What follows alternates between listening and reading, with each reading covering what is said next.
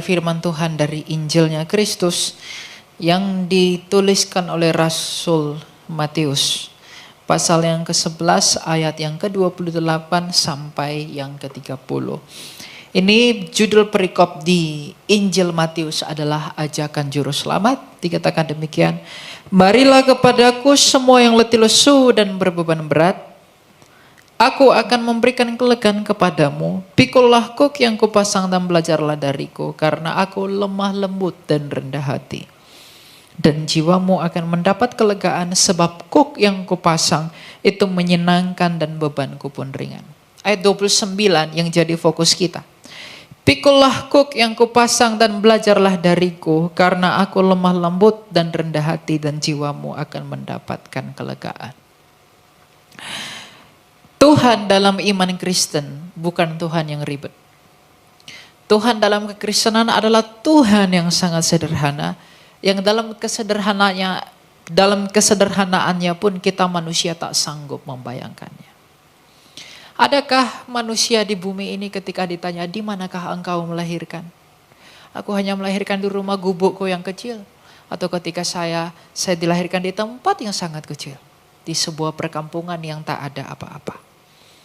Tapi ketika kita menanyakan kepada Kristus, wahai Kristus, di manakah engkau dilahirkan? Di sebuah kandang. Di manakah engkau menginjakkan kakimu pertama sekali ketika engkau datang dalam inkarnasimu, dalam maksudmu menyelamatkan kami? Di kandang domba. Adakah di sini yang pernah mendengar suatu kesaksian bahwa ada seorang ibu yang melahirkan di sebuah kandang? Tidak ada. Artinya apa? Ketika Tuhan datang ke dunia ini, Dia datang sebagai pribadi yang sangat sederhana. Pribadi yang begitu rendah hati dan pribadi yang begitu lemah lembut. Walaupun Dia yang kita tahu yang adalah yang menggenggam segala sesuatu, tapi ketika Ia datang ke dunia ini, Ia tak membawa apapun dalam kemuliaannya. Jadi Tuhan orang Kristen itu adalah Tuhan yang sangat sederhana, bukan Tuhan yang ribet. Makanya dalam ayat 30 dikata, sebab kuk yang kupasang. Kuk di sana itu adalah beban penafsiran hukum Taurat. Setiap rabi-rabi Yahudi selalu punya murid. Dan ketika muridnya ingin berkata kepada rabi itu, guru, aku ingin mengikut engkau. Kalau kamu mau mengikut aku, pikullah kuk yang kuberikan kepadamu. Kuk yang kuberikan kepadamu di sana adalah beban penafsiran hukum Taurat yang ada dari masing-masing guru itu. Dan Kristus berkata bahwa kuk yang kupasang itu menyenangkan dan bebanku pun ringan. Jadi Tuhan kita, Yesus Kristus ketika datang ke dunia ini menjadi pribadi yang rendah hati dan lemah lembut. Selain hal itu untuk diteladani, tetapi ada maksud lain dalam hal mengikut Dia sebagai teladan itu. Apa? Kelegaan jiwa. Kristus datang ke dunia ini memang berperkara dengan daging karena Ia dibungkus di dalam daging. Oleh karena itu ajakan juru selamat ini yang berkata bahwa datanglah kepadaku yang berbeban berat, belajarlah daripadaku karena aku lemah lembut dan rendah hati. Itu mengacu kepada apa? Mengacu kepada peperangan yang sejati di dunia ini demi suatu kelegaan jiwa yang kita peroleh daripada Dia. Nah, bagaimana kita melihat ucapan dari Kristus ketika Ia berkata, aku pribadi yang lemah lembut dan rendah hati, maka aku akan memberikan kelegaan kepadamu. Manusia di bumi ini, semua dari keturunan Adam, tidak mendapatkan kelegaan jiwa karena ia telah berpisah dari ketergantungannya akan Allah. Maka ketika kita berpisah dari kodratnya Allah itu, yang sejak semula kita berhubungan dengan Dia, maka semua dari kita adalah orang-orang yang sombong. Mengapa? Karena Nabi Yesaya mengatakan dalam Yesaya 53 bahwa kita semua sekalian sesat seperti domba mengambil jalannya masing-masing. Semua manusia mengambil jalannya masing-masing. Tuhan yang sejati, Allah yang sejati hanyalah satu, tapi karena manusia tak mungkin dapat mengenal Allah, sehingga apa yang mereka lihat sebagai sesuatu yang besar, mereka anggap sebagai Allah. Orang-orang Yunani ketika mereka melihat Begitu banyak fenomena, maka mereka menciptakan dewa-dewa mereka. Ketika orang Mesir melihat matahari panas, maka disebut dewa Ra. Dikatakan itu, maka semua dikatakan dewa-dewa. Dewa-dewa orang Zoroaster juga demikian. Maka semua orang berusaha menciptakan dewa, berusaha menciptakan Allah. Dengan maksud apa? Berharap sesuatu yang lebih baik dari apa yang mereka yakini itu. Jadi semua manusia di dunia ini menciptakan Tuhannya masing-masing. Tetapi kekristenan, karena suatu kemustahilan bagi kita untuk mencari Allah, maka Allah itu yang datang mencari manusia. Bukan yang terhilang dapat mencari yang kehilangan, tapi yang kehilanganlah yang patut mencari yang terhilang. Dan Kristus itu berkata, Kristus yang sama berkata, aku datang untuk mencari domba-dombaku. Ketika ia mengatakan aku datang untuk mencari domba-dombaku, disinilah kerusakan, kehilangan, dan keterpisahan jiwa kita dengan Allah itu bertemu. Mengapa manusia mati? Apakah engkau tahu mengapa kau mati? Mengapa saya harus mati? Mengapa kita semua mati? Pada awalnya kita semua dengan Allah itu di Taman Eden, kita itu ingin hidup kekal di dalam hubungan yang kekal. Dalam pengkhotbah dikatakan apa? Kita ditanamkan kekekalan di dalam hati kita. Ketika Allah menciptakan kita, Ia ingin menciptakan kita dalam hubungan yang kekal. Bukan untuk hubungan yang sementara. Kapan hubungan yang kekal itu dimulai? Ketika Adam dan Hawa diciptakan, maka dimulailah hubungan yang kekal. Hubungan yang kekal di dalam kesucian tanpa noda. Di dalam kasih yang sempurna. Kita tidak pernah diciptakan untuk hubungan yang mati. Sama seperti Anda ketika Anda mau menikah, Anda suami istri. Anda berharap hubungan Anda itu langgeng, bukan? Anda berharap bahwa hubungan itu tetap ada terus menerus. Maka Allah pun sejak semula menginginkan kita berhubungan kekal. Kalau hubungan yang kekal, maka saya dan kamu pun harus kekal. Tetapi apa yang membuat hubungan itu rusak? Sama seperti hubungan suami istri yang menjadi rusak karena pemberontakan. Maka hubungan kita dengan Allah pun rusak karena pemberontakan. Ketika kita terpisah dari Allah, yang tadinya kita bergantung dengan Allah, yang tadinya kita bergantung dengan hidupnya Allah, sekarang kita perlahan dan perlahan mati. Karena kita telah terpisah jauh dengan Allah, maka hidupnya Allah tidak lagi menopang kita. Maka semakin lama manusia itu semakin menua dan mati. Itulah sebabnya mengapa manusia mati. Manusia mati karena kita terputus dari Allah, karena kita terpisah dari Allah. Yang tadinya saya dan kamu diciptakan untuk tujuan yang kekal di langit bumi ini, tapi karena dosa yang ada pada kita, karena pemberontakan kita, maka hubungan itu tidak lagi suci. Maka Allah memisahkan dirinya dari kita. Maka semakin lama kita semakin mati. Maka benarlah yang diperkatakan Rasul Paulus dalam Roma 6 ayat 23. Upah dosa adalah maut. Oleh karena itulah Yesus Kristus datang ke dunia ini untuk memulihkan hubungan itu. Oleh karena ketidaktaatanlah kita jatuh ke dalam dosa. Tapi oleh karena ketaatan Kristuslah sampai tersalib. Dia memulihkan apa yang rusak, yang tidak ada pada kita. Oleh karena ketidaktaatan satu orang itu, kita semua mewarisi keberdosaan itu. Tapi oleh karena ketaatan Kristus dan oleh iman kita kepada Dia yang sempurna itu, kita beroleh pembenaran. Dan ketika disebut ada pembenaran di dalam Dia, Yesus Kristus itu, maka benarlah sabdanya Dia, aku akan memberikan kelegaan kepada jiwamu. Jiwa manusia itu menderita ketika terpisah dari Allah. Buktinya apa? Ketika Allah berkata kepada Adam dan Hawa, jangan engkau makan buah ini. Kalau kamu makan, kamu pasti mati. Tapi kemudian Adam dan Hawa di dalam egonya, mereka makan buah itu. Itu menjadi tanda bahwa mereka gagal mengasihi Allah.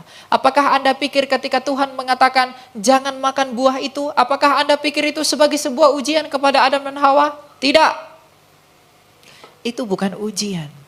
Perintah Allah kepada Adam dan Hawa, jangan makan buah itu bukan ujian.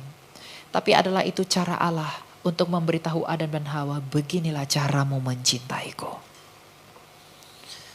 Allah berkata kepada Adam dan Hawa, aku telah mengasihimu dengan memberikan semua yang ada padaku, maka kasihku itu harus kamu kembalikan kepadaku. Tapi bagaimanakah caramu untuk mengasihi aku? Adam dan Hawa tidak tahu bagaimana caranya mengasihi Allah. Tapi Allah memberitahu, kalau kamu mau mengasihi aku kembali, maka caranya jangan makan buah ini. Maka manusia itu gagal mengasihi Allah dengan memberontak kepada Allah. Maka kegagalan kita mencintai Allah itulah yang membuat kita terpisah dari Allah. Tetapi oleh karena kesempurnaan Kristus dalam kasihnya kepada kita, maka kita diperhitungkan seperti Dia yang benar itu. Jadi ketika Kristus datang ke dunia ini memulihkan segala sesuatu, tuntutan jiwa kita itu hanya dilunasi dan dibayarkan oleh Kristus. Apapun agama orang di seluruh dunia, apapun kepercayaan manusia, dilahirkan dari perempuan manapun dia, keinginan manusia itu hanya satu. Mau dia Islam, mau dia Kristen, mau dia Hindu, mau dia Buddha, apapun imannya, tujuannya hanya satu. Memperoleh hidup. Untuk italah orang cari uang banyak-banyak demi hidup. Kamu bekerja sekolah cari uang banyak-banyak itu untuk apa? Untuk hidupmu. Kamu cari uang agar kamu bisa isi perutmu, agar kamu tetap hidup. Kamu kawin mengawin untuk mempertahankan hidupmu juga dengan adanya anak-anakmu. Jadi keinginan jiwa, keinginan batin setiap manusia yang ada di bumi ini hanyalah hidup. Dan ketakutan manusia hanyalah kematian. Begitu banyak orang takut mati sehingga ketika dia sakit, dia rela berhutang demi rumah sakit yang terbaik. Karena ia takut mati. Begitu takutnya manusia akan kematian. Kenapa? Begitu takutnya jiwa manusia akan maut. Mengapa? Begitu berusahanya orang mencari uang yang banyak agar hidupnya makmur dan ia tidak tersiksa pada kematiannya. Jadi yang diinginkan jiwa semua orang dalam agama apapun ia hanya satu. Hidup. Dan yang dia takuti hanya satu. Kematian. Kalau jiwamu menginginkan hidup dan kalau jiwamu takut kepada kematian, maka tidak ada alasan bagimu untuk menolak Dia yang adalah Yesus Kristus itu. Jadi Kristus tidak akan pernah berdusta jikalau ia berkata, aku akan memberikan kelegaan kepada jiwamu karena hanya Dialah yang mampu menyediakan apa yang dirindukan jiwamu, yaitu hidup, dan mengalahkan apa yang ditakutkan oleh jiwamu, yaitu kematian. Bagaimana Kristus menawarkan hidup bagimu? Lihatlah ketika ia mati, ia telah hidup kembali melalui kebangkitannya. Jadi ia mau berseru kepada dunia ketika ia bangkit dari kematian. Ia ingin memberitahu saya, Elia, dan kamu, wahai Elia, wahai anak-anakku, bagaimanapun kamu semua akan mati pada waktunya. Tapi jikalau engkau tidak mau mati untuk selama-lamanya, percayalah kepadaku di mana aku telah mati, namun aku telah membuktikan bahwa aku dapat mengalahkan kematian itu dengan kebangkitanku. Jadi jikalau jiwamu itu merindukan hidup, percayalah kepadaku. Itulah alasan mengapa di luar Dia kamu tak berbuat apa-apa. Makanya Kristus Tuhan kita yang mulia itu, tunas Daud yang gilang gemilang, pernah berkata, di luar aku engkau tidak dapat berbuat berbuat apa-apa. Sebab di sepanjang sejarah dunia ini hanya Dia sajalah yang telah mati, namun telah bangkit dari mati dalam sejarah dunia, dilihat oleh ribuan orang, tapi tidak mati lagi. Lazarus setelah dibangkitkan Kristus, 40 tahun setelah ia dibangkitkan Kristus, ia mati lagi. Tapi Kristus Yesus ketika ia mati dan hidup kembali, ia tidak mati lagi. Artinya apa? Kristus sendiri telah membuktikan kepada kamu, jiwamu yang menginginkan hidup itu hanya bisa kamu temukan di dalamku. Sebab lihatlah, aku telah hidup kembali. Dan jiwamu yang takut kepada kematian itu hanya dapat dikalahkan di dalamku. Sebab lihatlah, aku telah mengalahkan kematian melalui kebangkitanku. Maka apakah yang engkau takuti di dalam aku? Maka Rasul Paulus dalam suratnya yang pertama kepada jemaat di Korintus pasal yang ke-15, ia berkata, di dalam Dia anak Maria, di dalam Dia tunas Daud yang lahir dari keturunan Yehuda itu, di manakah sengatmu maut? Di manakah kekuatan kematian itu? Di manakah kekuatan dosa di dalam Dia? Tidak ada.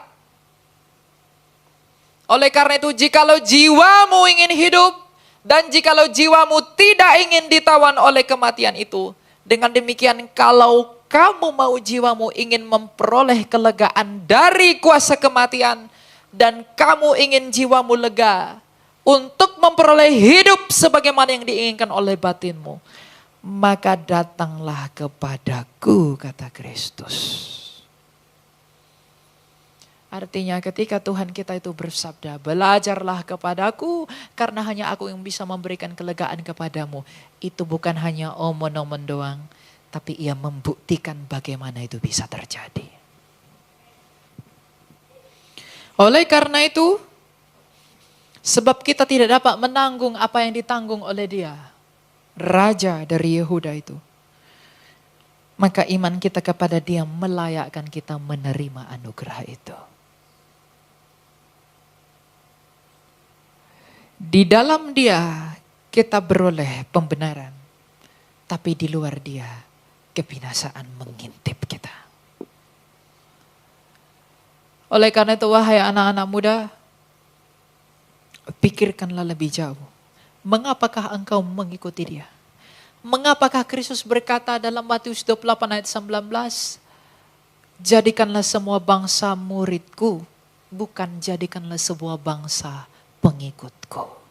Apa bedanya murid dan pengikut? Pengikut itu hanya followers, fans. Kristus punya banyak pengikut? Punya. Tapi mengapa Kristus mengatakan, bawalah mereka menjadi muridku? Karena ketika kita menjadi murid, kita harus belajar kepada Dia, guru itu. Dan ketika kita disebut murid, kita mau dimuridkan. Kalau hanya mau jadi pengikut saja, itu tidak akan pernah berguna. Kita harus menjadi murid, baru kita dapat disebut pengikut. Jadi kalau hidup kekristenanmu hanya datang ke gereja, beribadah, nyanyi-nyanyi, sudah kamu menangis begitu saja, lalu kamu pulang, lalu tidak berbuat apa-apa bagi Dia, kamu tidak pantas bagi Dia. Kalau saya hanya berkhotbah saja di sini tanpa punya kehidupan pribadi dengan Allah, tanpa punya buah yang tetap di hadapan Allah, maka Tuhan pun akan menolak saya. Siapakah engkau? Bukankah dalam sabdaku aku telah berkata, dari buahnya lah kamu mengenal mereka. Sekarang dari buah apakah yang engkau hasilkan sehingga orang-orang mengenal engkau bahwa engkau adalah muridku? Apa yang membuat para rasul itu disebut murid Kristus? Mengapa mereka disebut bisa mengenali Kristus? Bukan hanya karena mereka menyebut dirinya Kristen, tapi karena mereka hidup sebagaimana Kristus itu hidup. Kristus rela berkorban demi apapun, maka rasulnya pun mengusahakan pengorbanan itu. Paulus mengorbankan nyawanya di Roma. Petrus mengorbankan nyawanya di Roma. Andreas, Bartolomeus dan semua rasul-rasul mengorbankan nyawanya. Sebab tidak ada kasih yang lebih besar selain daripada seseorang yang memberikan nyawanya bagi sahabatnya. Artinya dari rasulnya Kristus kita belajar bahwa apa?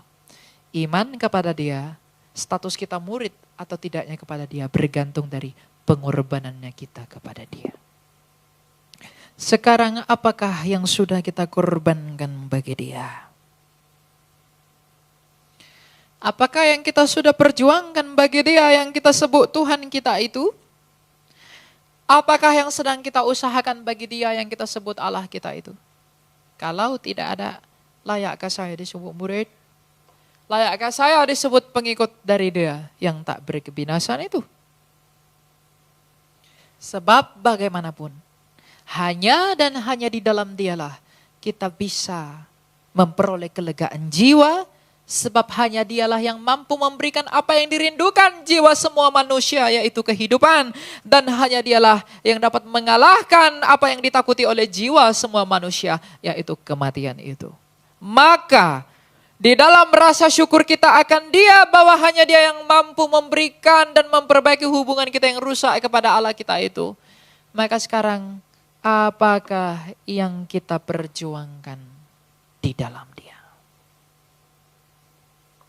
Kalau kehidupan keagamaan kita, kalau iman kita hanya seperti orang-orang lain datang beribadah ke tempat ibadahnya, itu tidak akan berguna bagi siapapun.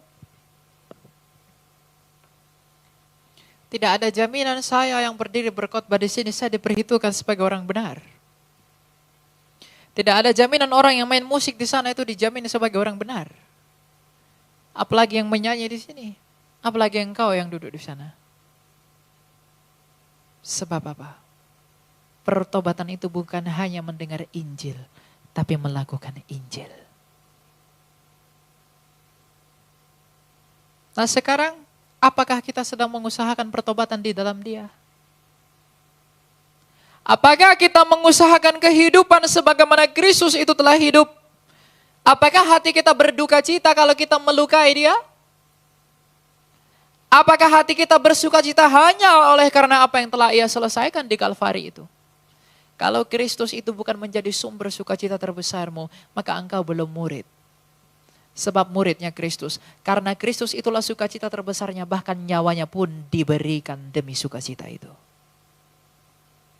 Jadi kalau bukan Kristus yang menjadi sukacita yang terbesar dalam hidupmu, pertanyakanlah kembali, ya anak Daud, ujilah hatiku, apakah aku sungguh-sungguh mengasihimu? Apakah aku sungguh-sungguh mengikut engkau?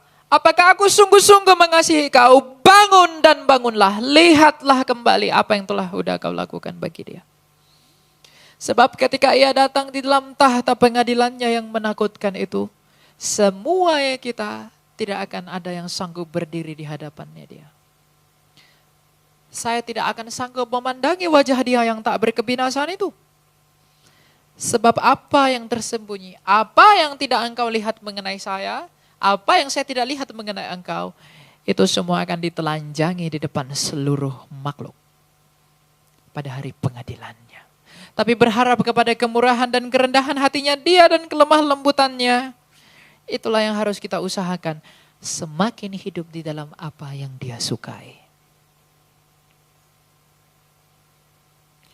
Penyakit anak-anak muda di zaman sekarang adalah hidup bukan menurut apa yang Tuhan mau, tapi hidup menurut apa yang manusia mau, karena saya pun masih muda. Banyak tuntutan di sosial media, kamu harus hidup begini, agar ketika kamu mengikuti itu, kamu haus validasi akan pujian manusia. Kita sibuk memperbaiki diri demi pengakuan saudara kita, tapi kita tidak sibuk memperbaiki diri demi suatu pertanggungjawaban yang baik di dalam pengakuan Kristus akan kita. Bukankah jemaat Philadelphia dipuji oleh Allah? Aku memuji engkau. Kenapa? Karena meskipun engkau miskin, engkau tetap setia.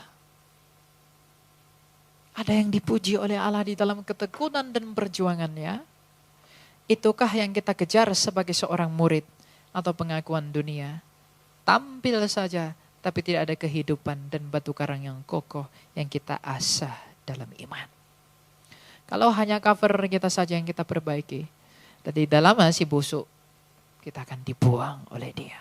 Sebab dia adalah pokok anggur. Kalau buahmu busuk, buah saya busuk, saya tidak mungkin buah atau ranting yang menempel pada dia sebagai pokok. Oleh karena itu, wahai anak-anak muda, bangunlah dan bangunlah. Bukan saatnya kamu untuk berpikir bahwa tidak saatnya aku berpikir di dalam kemudaanku tentang agamaku, tentang imanku kepada dia. Sebab masih panjang waktu-waktuku. Orang yang mengira waktunya masih panjang adalah orang yang akan cepat diterkam oleh kematian.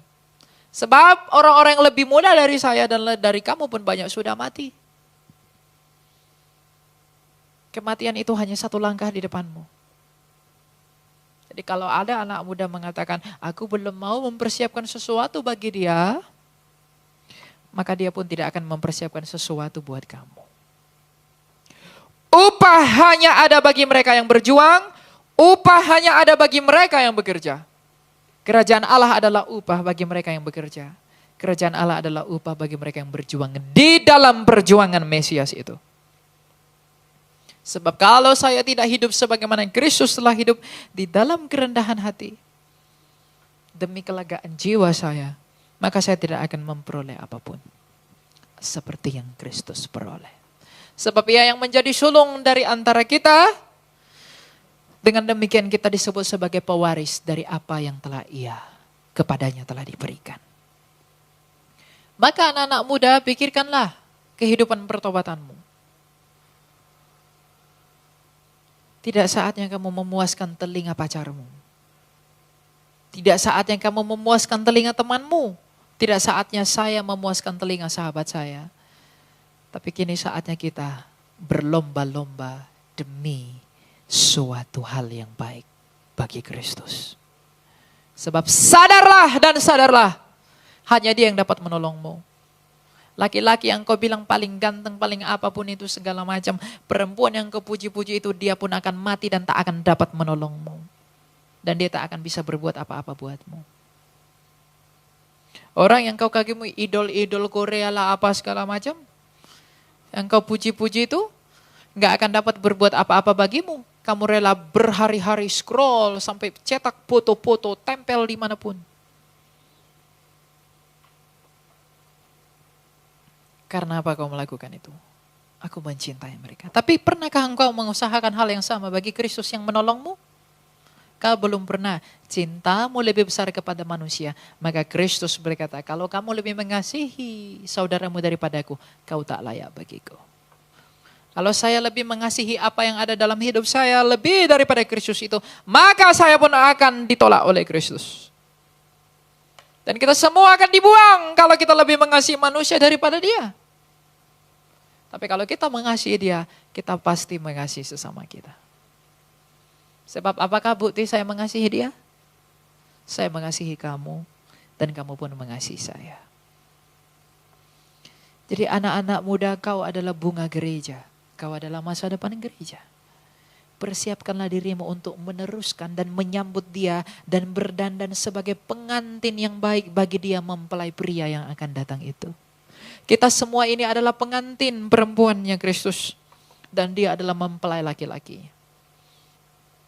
Jangan izinkan dirimu ketika bertemu dengan Dia tidak menggunakan pakaian pengantin. Pakaian pengantin itu apa? Berdandanlah engkau dengan perbuatan baik, kata Rasul Paulus kepada Timotius. Berdandanlah engkau dengan perbuatan yang benar. Berdandanlah engkau dengan perbuatan yang kudus. Dan yang paling penting, berdandanlah dalam perjuangan kita bagi pertobatan. Kalau kita adalah orang yang sombong, kalau kita adalah orang yang tinggi hati, lebih mementingkan hal-hal duniawi ini, lebih mengandalkan power orang tuamu, lebih mengandalkan uang orang tuamu, atau lebih mengandalkan ketampanan wajahmu, maka sekarang bertobat. Dan andalkanlah Kristus itu. Kalau kita orang yang suka mabuk-mabukan, orang yang suka berzina, orang yang suka melakukan hal-hal yang tidak sesuai dengan kehendak Allah, kita harus perlahan-lahan melepaskan itu. Sebab tidak ada upah bagi mereka yang tidak mau berjuang. Dan orang yang tidak mau berjuang tidak mungkin bersekutu dengan domba-dombanya Kristus. Bukan hanya buat orang muda, orang tua juga. Ingatlah hubungan kita yang telah rusak dengan Allah itu. Itu hanya bisa dipulihkan di dalam Dia yang disebut Kristus itu, Yesus dari Nazaret itu. Maka kalau kita tahu bahwa hubungan kita hanya dapat dipersatukan dan dipulihkan di dalam Dia, maka sekarang pertanyaanku, mengapa aku menjadi Kristen dan apakah yang dapat kulakukan bagimu wahai ya Kristus Tuhanku? Sebab hanya Engkau yang sanggup menolongku, Engkau yang sanggup membimbingku kepada seluruh kebenaran yang ada padamu. Jadi kalau kita mau jadi Kristen hanya tentang hal-hal di duniawi, hanya tentang perut, hanya tentang yang di bawah perut, hanya tentang hal-hal jasmani yang dilihat oleh mata, maka kita tidak memiliki iman kepada Dia sebab Ia pun tidak dapat dilihat oleh mata. Apa yang digambarkan di dalam kitab suci bukanlah gambaran yang sesungguhnya. Tapi lebih daripada itu semua. Tapi untuk dapat diusahakan dimengerti oleh kita yang masih hidup dan bertanding di dunia ini, maka dilukiskan dengan bahasa yang di dunia ini. Jadi kepada apakah wahai kamu imanmu kau letakkan? Atas apakah pengharapanmu engkau landaskan? Dan atas dasar batu yang bagaimanakah engkau berdiri? Di dalam Dia yang engkau sebut Tuhanmu itu. Kalau saya hanya berdiri hanya ya khotbah cari uang atau melayani cari duit. Atau hidup orang Kristen ya biasa-biasa saja, datang ke gereja setelah itu tidur cari terus yang lain-lain. Apakah makna sabda Dia yang berkata carilah dahulu kerajaan Allah maka semua ditambahkan kepadamu? Ingat yang bermasalah kebusukan jiwaku, kebusukan tubuhku, kematian tubuhmu, kematian lenganmu, kematian kakimu, semua orang mati itu sebab apa? Jiwa kita lah yang telah rusak terlebih dahulu. Sebab hubungan kita dengan Allah itu bukan perkara daging, itu perkara jiwa. Ketika hidupnya berpisah dari kita, maka hidupnya kita tak sanggup menopang tubuh kita ini. Maka semakin lama kita mati. Jadi pada awalnya yang bermasalah adalah jiwa manusia. Dan kalau jiwa itu ingin dipulihkan, maka datanglah kepada Dia yang telah berseru, aku akan memberikan kelegaan kepadamu. Tapi datang kepada Dia, apakah hanya cukup dibaptiskan saja? Lalu kamu bernyanyi di sini, lalu saya berkhotbah di sini atau kamu bermain di sana? Tidak. Kita datang kepada Dia itu dengan kerendahan hati untuk mengakui apakah aku di hadapan-Mu ya Allah. Dan setelah pengakuan itu hadir, apakah yang akan menjadi buahnya? Pertobatan itu, pengakuan itu bukan hanya tentang menangis-nangis. Kita menangis-nangis tapi tidak ada buah dari tangisan itu. Itu hanya air mata buaya. Tidak berarti. Orang bisa menangis banyak. Tapi kalau tidak ada hasil yang dilahirkan dari tangisan itu, air matamu pun sia-sia. Artinya apa? Kalau Kristus yang bisa memberi kelegaan jiwa kepada kita dan kita mau datang kepada Dia, maka kasihilah Dia dengan melakukan perintahnya. Sebab Ia telah berkata, jikalau engkau mengasihi aku, engkau pasti melakukan perintahku.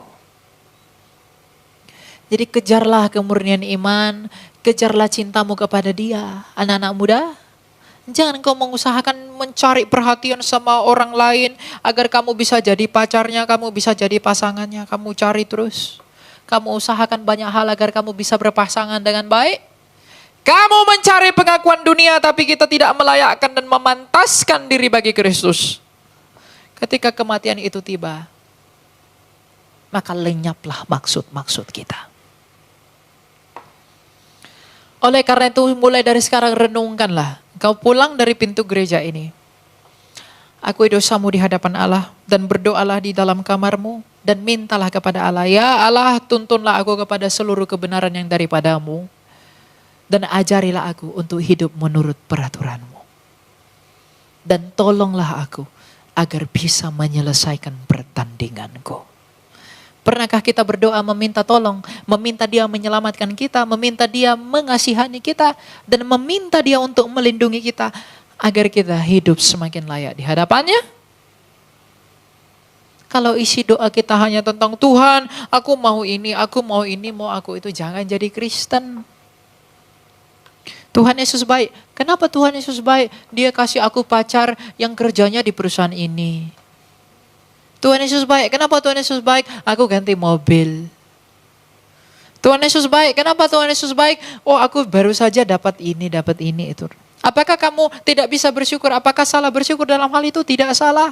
Tapi hal yang terbesar kamu lupakan. Apa itu? Keselamatan jiwamu. Hal yang terbesar kita lupakan. Apa itu? Pertobatan kita. Sebab tanpa pertobatan, tidak akan ada orang yang bisa masuk ke dalam kerajaan Allah.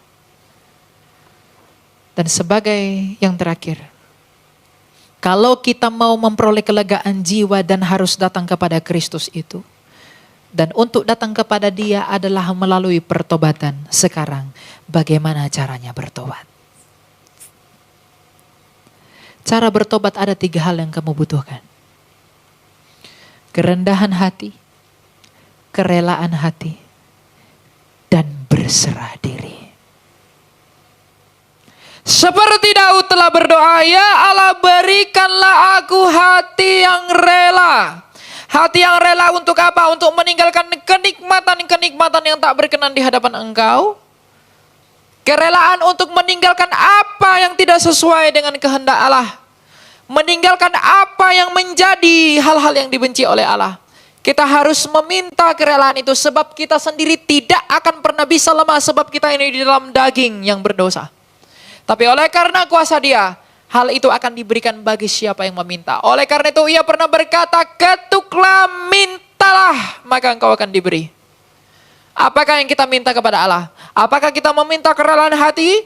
Ya Allah, berikanlah aku kerelaan hati agar aku bisa menjalani pertobatanku di dalam kerelaanku, di dalam mengikut Engkau. Kalau egomu masih kuat, kau tidak akan pernah bisa merelakan dirimu. Oleh karena itu mintalah kerelaan hati kepada Allah agar Ia menuntun kita. Ingat, Roh Kudus itu bukan roh yang suka sensasi. Roh Kudus itu adalah roh yang akan bekerja kalau egomu kamu hilangkan. Kalau egomu kamu kuasai baru Dia bekerja. Saul karena egonya tinggi, Roh Allah mundur dari dia. Kan Saul banyak gaya, sok-sokan dia. Maka Roh Allah mundur dari dia kan? Jadi jangan harap Roh Allah menaungimu kalau kamu merasa sok-sokan. Aku bisa kok sendirian, aku bisa kok bertobat, aku bisa kok. Tapi kalau kita tidak meminta kerelaan hati, kita tidak meminta hati yang rela kepada Dia untuk menyerahkan diri kita kepada Dia, maka Roh Kudus itu tidak akan bekerja, Dia akan mundur dari kamu. Sebab Roh Kudus itu roh yang tenang, memberikan ketenangan bagi jiwamu.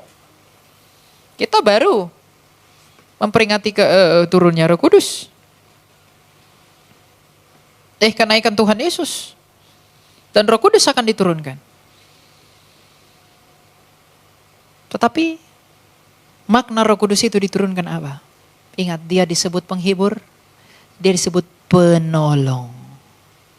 Dia menolong kita dalam hal apa? Dalam hal mengikuti Yesus. Mengikut Kristus. Roh Kudus itu keluar dari Bapa untuk menolong saya dan kamu untuk mengikut Kristus. Dan bagaimana caranya kita menerima Roh Kudus itu? Mintalah hati yang rela dan milikilah hati yang rela agar Dia bekerja. Kalau ego kita masih tinggi, Dia gak akan bekerja. Tidak akan bekerja. Percayalah. Dia tidak akan bekerja. Maka mintalah kepada Dia hati yang rela. Hati yang rela berikanlah kepadaku ya anak Allah. Sama seperti Engkau telah memberikannya kepada Daud. Meskipun Daud pernah hidup dalam dosa, tapi oleh karena kerelaan hati yang Engkau berikan, dia pada akhirnya bertobat. Dan dari garis keturunannya lah anak Allah itu diturunkan. Buah dari kerelaan hati itu seperti Daud. Jadi mintalah hati yang rela agar Roh Allah itu bekerja dan menolong kamu dalam hal mengikut Kristus dan menyelesaikan pertobatanmu. Hati yang rela itu adalah kunci. Kalau belum rela, kalau masih egonya tinggi, tidak akan bisa bertobat. Selain kerendahan hati, minta kerendahan hati. Kerendahan hati itu untuk membantu kita untuk sadar bahwa memang kita tak dapat melangkah selangkah pun tanpa bantuan Allah. Kita nggak akan bisa melakukan apa-apapun kalau Allah tidak menolong kita dan tidak memampukan kita. Kerendahan hati itu juga kunci untuk mengasihi. Mengasihi Allah dan mengasihi manusia. Di selain kita meminta kerelaan hati, selain kita meminta kerendahan hati tidak akan ada dalam diri orang yang gengsian. Itu enggak akan ada. Sebab apa? Kepada manusia aja dia haus pujian, kepada manusia aja dia haus perhatian. Apalagi kepada Allah dia tidak memikirkan itu. Orang yang gengsinya tinggi belajar untuk rendah hati. Untuk dapat mengakui, untuk dapat menyadari bahwa you are nothing and I'm nothing. Kita membutuhkan pertolongan dari Allah itu. Jadilah rela, jadilah rendah hati. Dan yang paling penting, berserah diri. Berserah diri adalah kita menyerahkan diri kita ini kepada Allah. Bawalah aku kepada apa yang kau mau. Cukup, itu aja. Berilah aku kepada apa yang kau sukai, itu aja. Tuntunlah aku kepada kebenaranmu yang penuh, ya Roh Kudus. Tuntunlah aku kepada apa yang kau cintai. Tuntunlah aku kepada kebenaranmu. Untuk itulah banyak orang datang ke gereja, dia ibadah, dia nyanyi-nyanyi, ya, dia main musik, dia berkhotbah. Tapi dia tidak mau menyelesaikan hidup pertobatannya. Kenapa? Karena dia datang ke gereja tidak meminta 3 hal itu. Dia tidak meminta kerelaan hati, dia tidak meminta kerendahan hati, dan dia tidak mau menyerahkan dirinya. Maka hidup kita ke gereja hanya jadi rutinitas yang membosankan. Tidak ibadah yang hidup. Sedangkan ibadah yang sejati di hadapan Allah adalah hidupmu bagi Allah. Hidup setiap hari itu hidup pertobatan. Memberi hati kepada Allah, meminta kerelaan hati, meminta kerendahan hati, dan meminta keberserahan diri. Kalau itu sudah kita minta dan kita usahakan tidak dalam maksud yang berpura-pura, maka Ia yang akan menyempurnakan itu ketika kita mati. Gak akan ada orang yang bisa bertobat sempurna. Bahkan seluruh hidupmu jika kau hidup 50.000 tahun pun tidak akan pernah bisa. Tapi Tuhan tidak akan pernah meremehkan usahamu sekecil apapun. Dia bukan Tuhan yang pelit akan apresiasi. Dia menghargai setiap usahamu. Kalau kamu jatuh, lebih baik kamu jatuh daripada putus asa. Kalau kamu putus asa akan seperti Yudas. Dia putus asa, meraung-raung lalu mati dan binasa. Tapi Petrus ketika dia berdosa, dia jatuh, dia mohon ampun kepada Allah dan bangkit lagi. Dan akhirnya dia menjadi pemimpinnya para rasul. Jadi kalau kamu pikir, aku jatuh dalam dosa lagi. Kalau kamu jatuh, bangkitlah. Jangan putus asa. Minta bantuan kepada Allah. Mungkin kamu mengusahakan pertobatanmu dari dirimu sendiri. Kamu tidak pernah meminta bantuan dari Allah. Oleh karena itu, kalau belum pernah, minta dan usahakan itu. Karena teman-teman, teori yang ada di dalam Alkitab ini dibentuk dari sebuah hubungan dengan Kristus.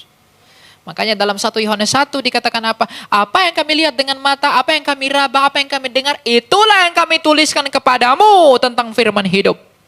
Mereka melihat bagaimana Kristus itu makan. Mereka melihat bagaimana Kristus itu memperlakukan orang miskin. Mereka melihat bagaimana Kristus menanggapi orang-orang Farisi.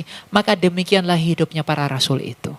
Jadi bukan teori, tapi hubungan. Jadi kalau orang hanya pintar teori, tugasnya hanya menghakimi aja. Tapi tidak mau mengusahakan pertobatannya.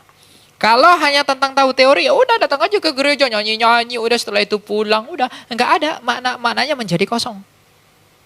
Tapi kalau kita menghidupi ini, sebab ini awalnya dari sebuah hubungan dengan Kristus itu, maka kita pun akan mengalami di dalam anugerah Allah sebagaimana rasul-rasul telah mengalaminya. Maka mereka rela memberikan nyawanya demi Kristus. Saya tidak mengatakan berikanlah nyawamu bagi Kristus. Tapi kalau penganiayaan itu tiba, maka kamu harus memberikannya jikalau kamu mau selamat. Berdoalah agar penganiayaan itu tidak jatuh kepada kita. Tapi kalau itu pun sampai datang, bersiapkanlah dirimu untuk itu. Kematian di dalam Kristus, kematian dan penganiayaan di dalam Kristus adalah hal yang paling berbahagia yang pernah ada. Apakah kamu mau dianiaya saat ini? Yang bilang amin tadi siapa?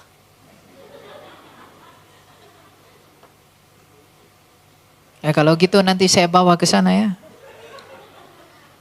Untuk dianiaya. Persiapkanlah dirimu dianiaya, jangan cari cara untuk dianiaya. Mati di dalam Kristus beda dengan cari mati. Itu tidak sama. Ya. Nah, apa yang bisa membuat kita bahkan memberikan nyawa kita kepada Kristus dan kita tidak takut kepada kematian? Apa yang bisa membuat itu bisa terjadi? Kalau kita rela, rendah hati, dan berserah. Sebab itulah yang dimiliki para rasul. Mereka rela, Paulus rela meninggalkan kekayaan orang tuanya. Orang tuanya orang dari Giskala, dia kaya sekali. Dia punya banyak uang, ya sangat kaya. Dia muridnya Rabban Gamaliel. Sekolahnya aja di mana? Kalau sekarang mungkin Harvard. Kalau dulu dia sekolahnya di Tarsus. Makanya disebut Paulus dari Tarsus. Kaya sekali dia. Tapi ketika ia bertemu dengan Kristus, ia mengatakan kepada jemaat di Filipi, apa yang dahulu ku anggap mulia, sekarang ku anggap sampah karena Kristus. Rela enggak dia? Rela. Rendah hati enggak dia? Rendah hati di hadapan jemaat dia berkata, akulah yang paling pertama orang yang berdosa. Dia enggak malah menganggap dirinya nabi. Jadi kalau ada pendeta ketika berkhotbah dia tidak mengaku orang berdosa, malah menyebut dirinya sebagai nabi, itu nabi palsu itu. Dan selain dia rela meninggalkan semua yang dianggap kemuliaannya, selain Paulus rendah hati dengan mengakui keberdosaan dan kejahatan yang pernah dia buat, tapi dia juga berserah diri kepada Allah. Ketika Roh Kudus mengatakan jangan ke Asia, pergi ke Roma, dia tunduk kepada perintah itu. Dan ketika dia berserah, penggenapan karya Allah, pekerjaan Allah melalui dia dikerjakan dengan sempurna. Makanya Paulus pada akhirnya berkata, aku telah menyelesaikan pertandinganku dengan baik. Jadi kalau kita mau menyelesaikan pertandingan dengan baik, tirulah Paulus yang merelakan diri, yang telah merendahkan hati dan berserah kepada Kristus. Dengan demikianlah kita akan diperhitungkan sebagai milik Allah. Saya pikir itu yang dapat saya sampaikan. Semoga jawaban mengapa kita mengikut dia, Kristus itu, diteguhkan dalam hati kita masing-masing. Dan itu dapat menjadi semangat yang baru untuk hidup dalam kekristenan kita. Dan menjadi semangat dan batu karang yang teguh untuk memperjuangkan pertobatan kita bagi dia yang menyelamatkan kita.